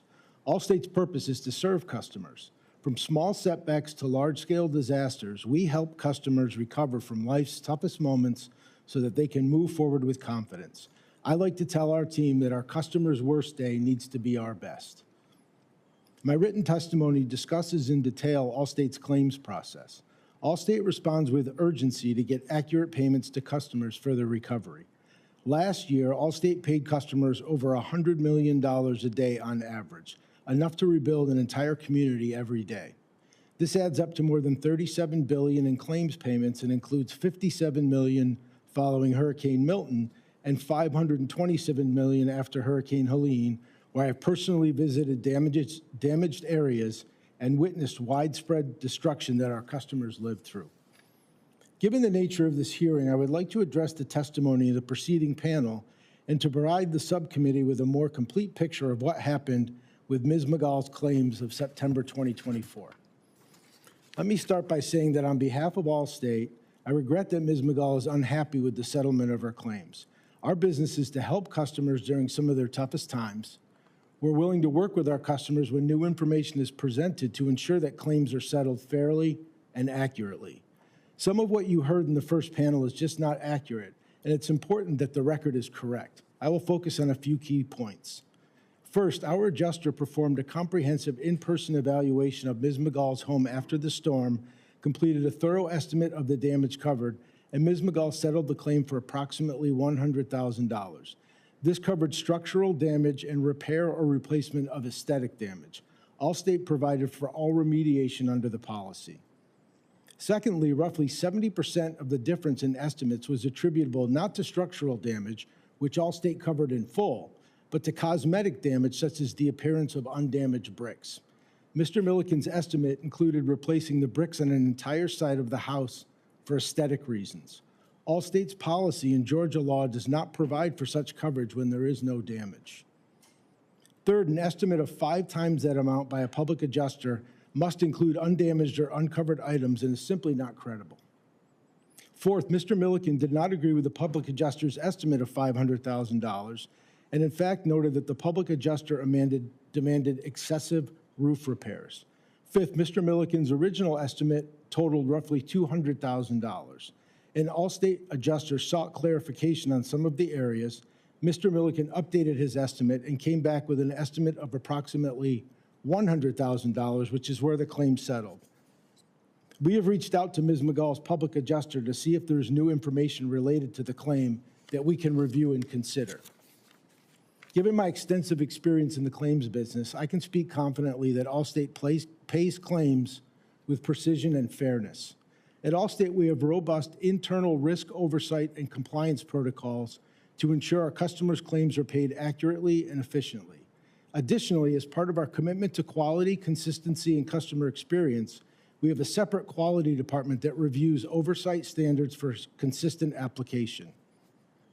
Claims, like most components of the property casualty business, are also heavily regulated through our state departments of insurance.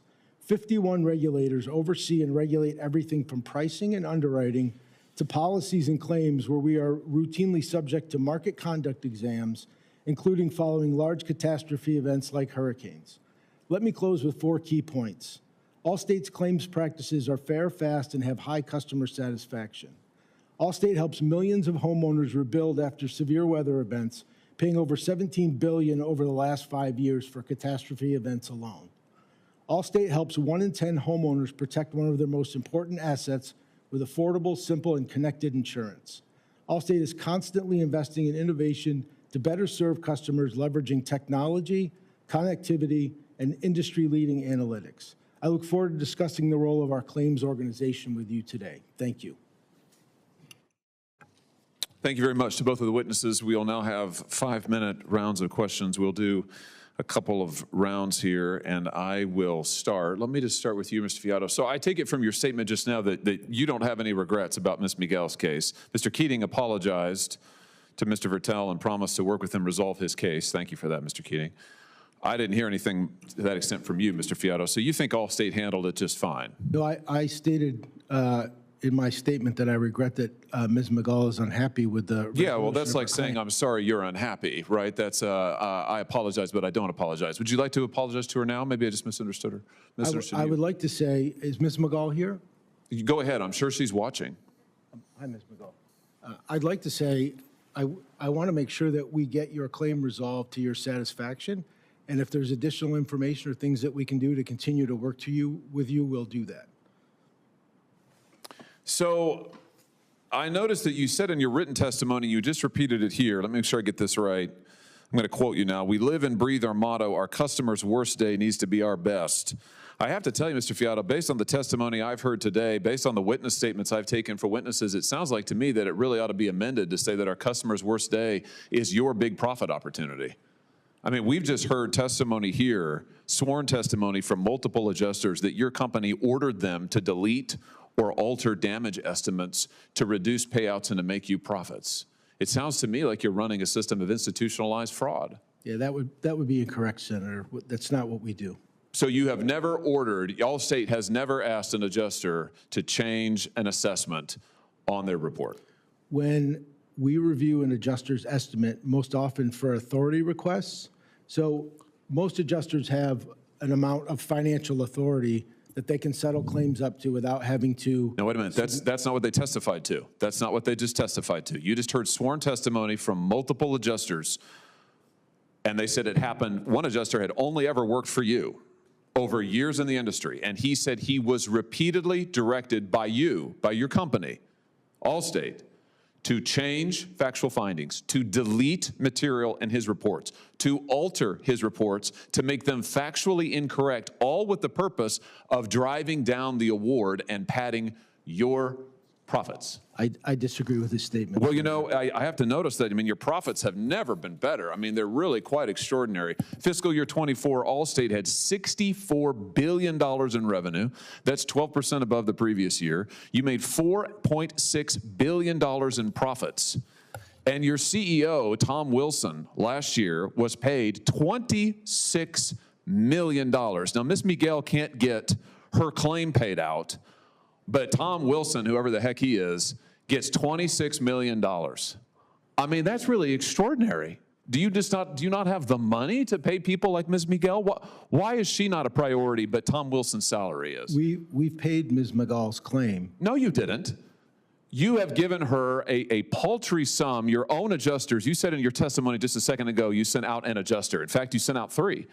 And 2 of those adjusters testified just now under oath that your company ordered them to alter their reports against their will, contrary to their advice, and in fact, to render them factually inaccurate. That's extraordinary. I disagree with their statement. You disagree that's what they said?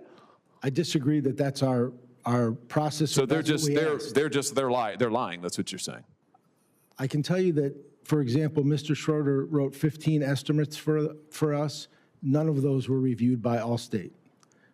Listen to another piece of testimony from another witness. This is a whistleblower report that has come in to us. This person says, I've dedicated my entire adult life to the claims adjusting world in numerous roles. I worked for Pilot and Allstate for 12 years as an independent adjuster.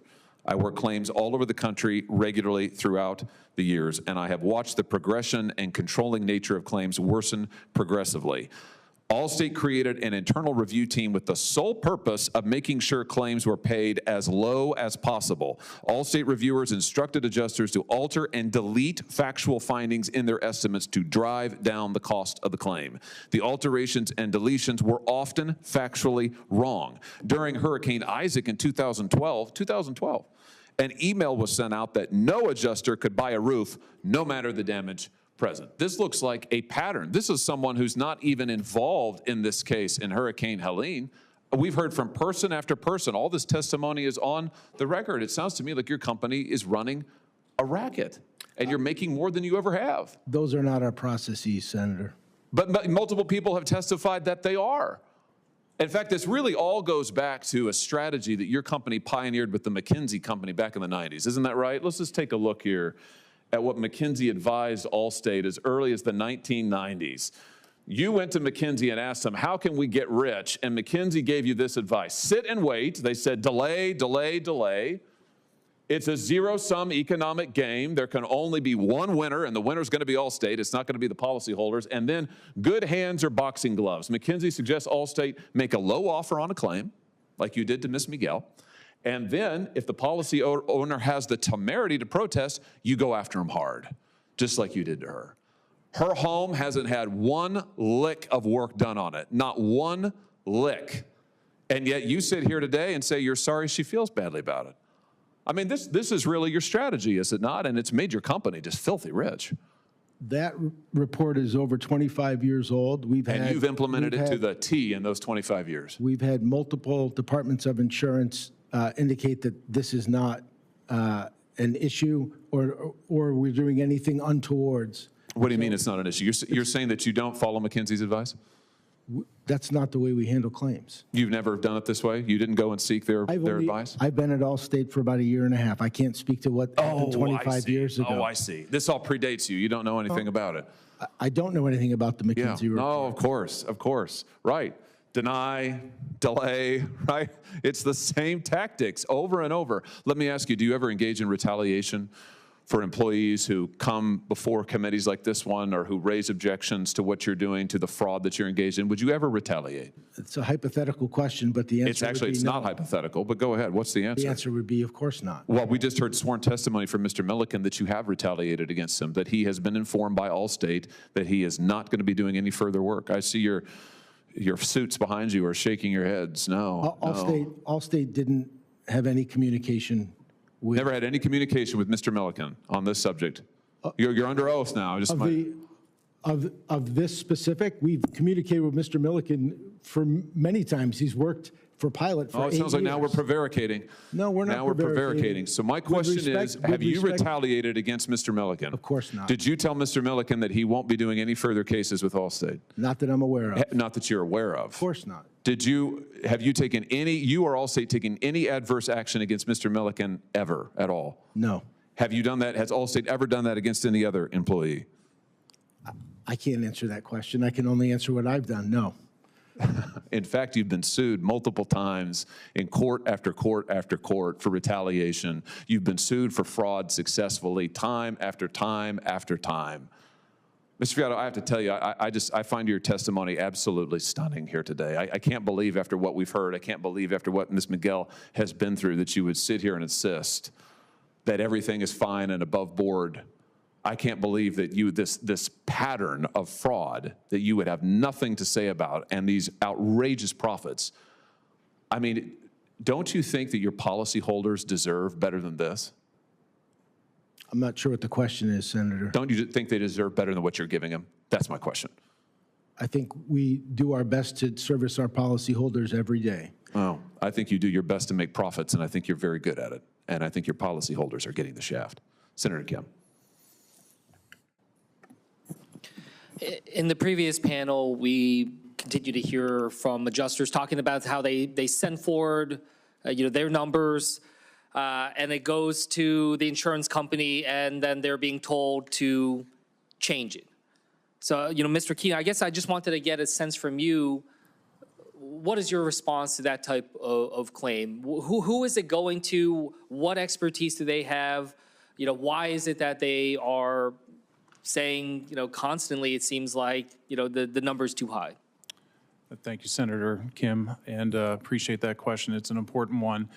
The process that was described by the first panel is something that's different from what State Farm does. We do not have that inside review, I think, as they were describing it. That's just not part of the process when we're using independent adjusters.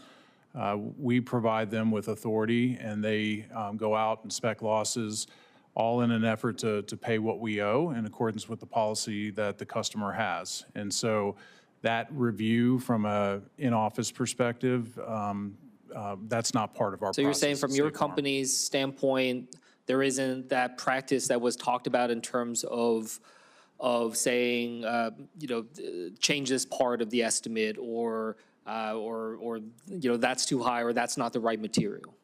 That's correct. That's not one of the processes we use at State Farm. Mr. Fiato, can you explain the process on yours? And would you mind pulling the mic up closer? Sure. Could you repeat the question for me? Yeah, so I guess I'm just trying to get a sense. In the previous panel, we hear them talk about, the adjusters talking about how they come up with their number, they send it forward to the insurance company, and then they're being told, that's too high. Or they're being said, maybe this part it needs to be changed, or this needs to be changed. And they were saying that it seems like a constant effort to try to bring the number down in terms of what the policyholders are owed. Most often when Sorry, can you pull it up close to you? Yeah, there you go. Most often when we review an adjuster's work, it's for authority purposes. So most adjusters have a set level of financial authority in which they can resolve a claim without having to have anybody else look at that work. And that could be dependent upon whether or not they're tenured, how many estimates they may have written for us, a bunch of things that would qualify them for different levels of authority. When they submit a claim to us for review, it goes to a senior technical reviewer who's going to look at a number of things. They're going to look at the documentation that was presented to support the decisions that the adjuster made. It's also going to be a technical review of, did you estimate according to the standards that we set forth? And what expertise do these senior technical reviewers have? Just what I said, they're senior technical adjusters. They're very tenured adjusters, probably for the most part, have written a lot of highly complex losses. Home differs from auto in this respect, Senator. If you write an auto estimate and you go into, we use a software to do that, it's going to give you every part. It's going to be, the part's going to have a number, it's going to have a price, it's going to have the number of hours it takes to put that part on a car.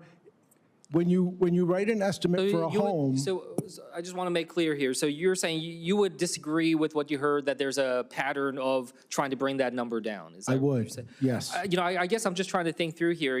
If there are these senior technical reviewers, why does it always seem like what's being reviewed brings the number down, not up? Are there circumstances in which you can think of? Are there reviews or data that you have that show that actually in some cases the senior technical reviewer will say that no, actually the amount for the claim should be higher, not lower? The data that I've seen would tell me that we reduce an estimate generally 27% of the time we review it, and 9% of the time we increase the estimate, and the rest of the time we do not change the estimate at all.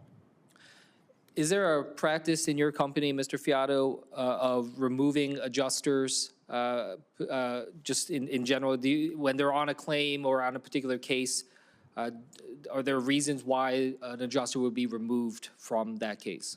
There are reasons why. Can you explain them? If you think about, particularly, let's use CAT as an example. If you think about the logistics of managing a catastrophe event, an event happens, we assign adjusters, and another event will happen a few days later, and then another event. And as that happens, logistically, we try to ensure that when somebody is getting close to finishing a deployment, which means working for a period of time on a CAT, that we want to move them to a new CAT and give them a new set of files. If they have 1 or 2 files remaining, we'll reassign them to somebody who is not as far along, so that we can ensure that we're being efficient and getting to as many customers as quickly as we can. But doesn't that just start the process over? It doesn't start the process over, because we document our work, and people should be able to pick up where that adjuster's left off. Mr. Keating, is this a practice that your company uses in terms of removing adjusters? So there are instances where in catastrophes, if one of the either independent or even one of our deployed claim specialists, they could you could have some turnover, you could have someone go out on a medical leave, or if we redeploy them to a new event, you do have a scenario where if that claim is not closed, we will reassign it to a next adjuster, and in that case, we have a warm transfer process that should ensure good clarity as to what has been done on the claim, what's still outstanding, and ultimately what are the next steps that need to take place to make sure that that customer gets their claim resolved. Just one more question this round. Mr. Keating, is there a blacklist? Is there some list where, if there's an adjuster that you didn't like the previous work, that other sorts of complaints you might have, that you'll say that person's not going to work for us anymore? So, Senator, we do have the ability to request the removal of an independent adjuster through that firm if they had customer experience issues or lack of technical capabilities, whatever it may be. We do have that ability, yes. Mr. Fiato? I don't have anything to add to that part of Similar type process is what you're saying? Same general process. Okay. With that, I'll yield back. Mr. Fiato, just to come back to you, if an all-state supervisor, manager, employee directed an adjuster to delete or to alter or to falsify a report, that would be fraud, wouldn't it? Would you agree with that? I would. And your testimony is that that doesn't happen at Allstate, however. That's not our procedures, correct? Yeah, your testimony is that the people who testified today under oath, that they're wrong or lying. You don't do that. Is that correct? I just have a different view. My view of the work is different than what they believe happened. Let's take a little trip down memory lane.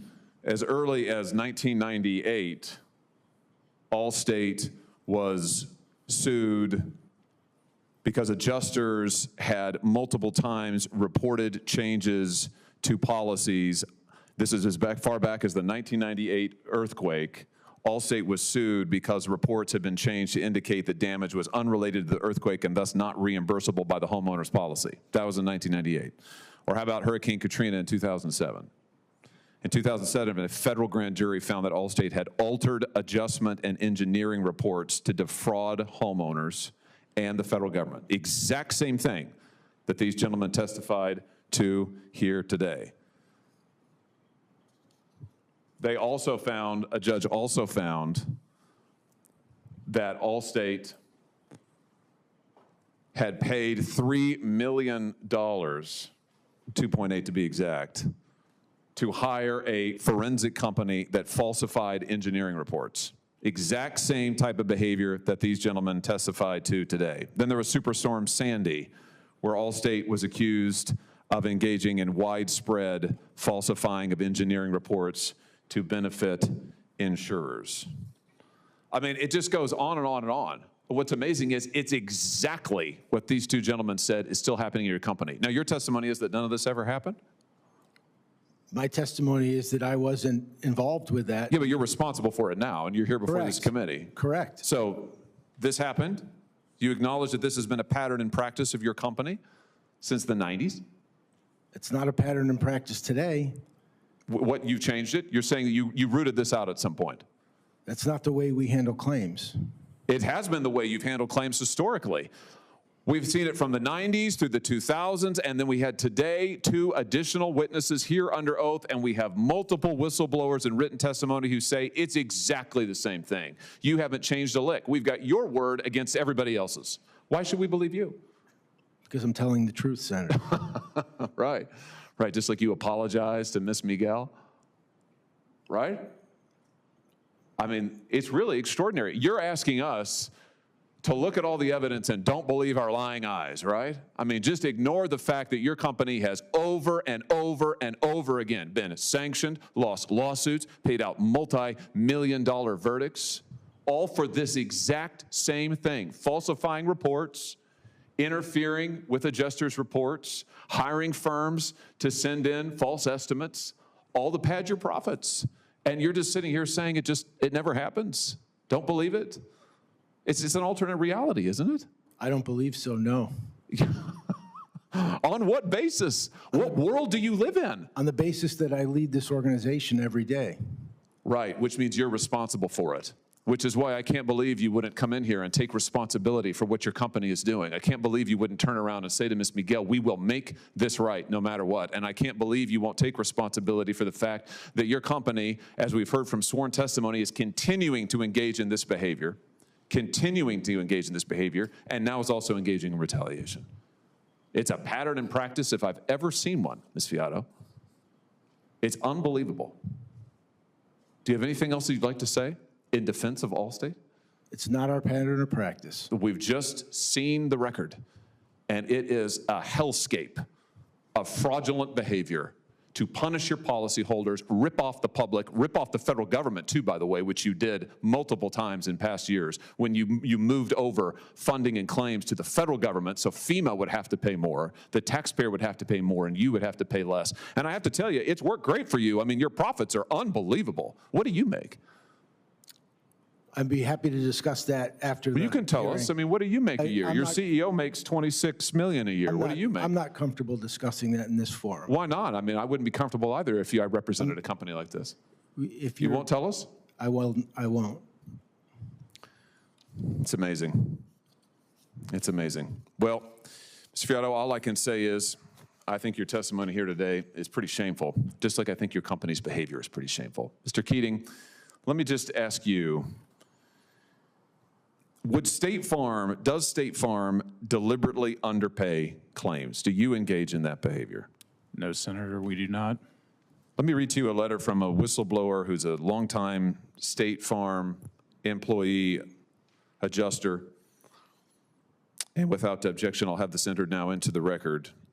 The whistleblower says the following: I observed routine and deliberate underpayment of claims, including the consistent removal or alteration of essential line items. These were not occasional discrepancies, but part of a broader and consistent pattern of lowballing estimates. What's your response to that? That's not consistent with the State Farm I know, and I'm certainly not familiar with the individual that's making those allegations. Would you ever alter factual findings from an inspection report like Allstate does? No, we would not do that, nor do we direct anyone to do that. Well, this same whistleblower says, and I quote, more concerning was the alteration and deletion of factual findings in my reports. In many cases, I documented legitimate damage to vinyl siding that warranted full elevation replacement, only to have the estimate changed to reflect piecemeal spot repairs, contrary to manufacturer specifications and professional standards. Respectfully, Senator, I'm unaware of the details, surrounding these allegations, but we certainly follow the recommendations, based on the standards as that person referenced. Do you retaliate against whistleblowers? No, we do not. This witness says, and I quote, "It is also my professional concern that whistleblower retaliation is a very real threat within the State Farm system. Others before me have experienced severe consequences for speaking out, and I have reason to believe similar retaliation could result in the end of my ability to work in this industry," end quote. What's your response to that? So again, I can't speak to the specifics because the individual is not here, or I don't know of those specifics, but it's inconsistent with the State Farm that I know and that I've experienced for 32 years. It's amazing to me that both of your testimonies are very consistent in one respect, which is that it's a sudden case of amnesia before this committee. You've never heard of any of this stuff that's happened. You're unfamiliar with your own company. In your case, Mr. Fiato, before like yesterday, there's no knowledge whatsoever. I have to say, it's awfully convenient. That witness, that sworn testimony, that oath, it's amazing how often it produces amnesia up at these hearings. Sadly, your policyholders don't have it, and they're suffering because of it. Senator Kim. I want to pick up where I left off when it came to, is there a blacklist or some type of list in which is being kept track, who is able to work with your company or not. I heard, your explanation of certain types of behavior such that you would want to remove, but would you both agree that that the practice of removing people from working for your company or as a third-party contractor within because they are not agreeing to change or lower cost estimates, that should not happen? Would you both agree that that is not a practice that you think would merit being put on that kind of list? Mr. Fiato? That's correct. Mr. Keating? I would agree as well, but it's not part of our process, as I stated earlier. Mr. Fiato, do you have a rule on the books within your company that prohibits that type of potential retaliatory action? We do. Would you mind afterwards sharing that with us? My pleasure. Can you both assure us that those who testified here today will not be retaliated against? Mr. Fiato? Absolutely. Mr. Keating? So those individuals haven't worked for State Farm, but we certainly wouldn't retaliate against them. I wanted to just raise an issue that the chairman kind of pointed out with that slide that you had about McKinsey. I mean, I think regardless of that, I have not seen that slide before. We have heard numerous witnesses today raise the concerns about delays, and that's something that I just wanted to hear your side of this. I mean, I'll be honest with you. These are, I get it, some high volume disasters and circumstances on which that can happen, but also just some really excruciating circumstances in which people and families are wading through. Having a wife that is expecting a child, little kids at home, other types of circumstances. Like how do you respond to that, and how do you get better at this, especially when there are such challenge facing these families at that point? Mr. Keating? Thank you, Senator Kim. Yes, as you referenced, resourcing something like a Hurricane Helene and Milton shortly thereafter is really challenging. And in our case, we had close to 130,000 claims. And so what we do is really we look to resource it locally with people that we have that work in those territories initially. We deploy our resources, so folks that their job is to deploy to catastrophes. So again, these are State Farm representatives. And then that third layer really is the need for independent adjusters if we don't have that internal resourcing first. And so the goal is always to serve our customers and do this promptly and efficiently. And it gets back to the heart of your question. It does become challenging when you have, so not only the Helene provide a lot of claims, but it also stretched across the entire Southeast. So resourcing becomes an issue. For us, we continue to look at ways to improve that resourcing piece. How can how can we increase our overall staffing, internal staffing, so that we can deploy more and more resources more effectively, provide more oversight so that in the scenario of Mr. Vertel's issue, that those type of gaps do not exist. And do you that's have what we guidelines or certain types of performance indicators in terms of how quickly you should be responding to these types of cases? We certainly track that. Every storm is unique. And, again, the Helene and Milton one being really unique from a standpoint of just the overall geography that it impacted, the volume of claims we had. And so we track the cycle times that we have with those claims. And what we're trying to do is certainly handle these claims promptly so the customers are not impacted the way that Mr. Vertel described. Look, I mean, this is always something that we try to dive into more, because I do think that, as you said, these are the moments of such crisis and challenge for these families, and the promptness. I mean, I get it. Both of you are a part of wildly successful insurance companies, but perhaps we see a situation in which the level of resourcing, the level of trying to meet that moment, is not keeping up with just the level of intensity that we're experiencing when it comes to these crises that are out there.